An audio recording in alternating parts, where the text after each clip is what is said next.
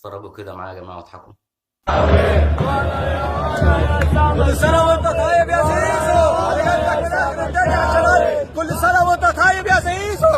اوعى ما تقطعش يا زيزو، حرام عليك. ده انا بعت القعشة اللي حيلت يا زيزو. ابوس ايدك يا زيزو، قادر يا زيزو. كل سنة وانت طيب يا زيزو، والله بعت القعشة بسببك يا زيزو عشان تقدم.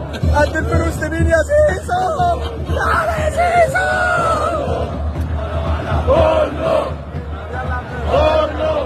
الناس كلها بتحبك يا زيزو. اي حاجه عايز تغوص ايه ده يا جماعه؟ يعني بالله عليكم قولوا انتوا ايه ده؟ ايه اللي احنا بنتفرج عليه ده؟ وايه اللي قعدنا بنشوفه ده؟ جحشة ايه يا عم الحاج اللي عايز تبيعها؟ جحشة ايه اللي انت عايز تبيعها؟ ايه ذنب الجحشة في غلطة ارتكبها احمد؟ مش واخد بالي يعني جحشة ايه وابوس ايدك يا زيزو. واحد قبل كده يقول لك احط شبشبك على دماغي يا زيزو لو جددت، والتاني يقول لك ابوس ايدك يا زيزو. ولا واللي يغيظك يقول لك انا بعت الجحشه، يعني قد الفلوس لمين؟ الجالي بتاع التاكس اللي هيوديك متعوق. ما هو يا دوبك كده، هو دي فلوس الجحشه، هي يا دوبك فلوس التاكسي اللي هيوديك متعوق. يعني احنا بقينا في زمن العته في ملا الدنيا.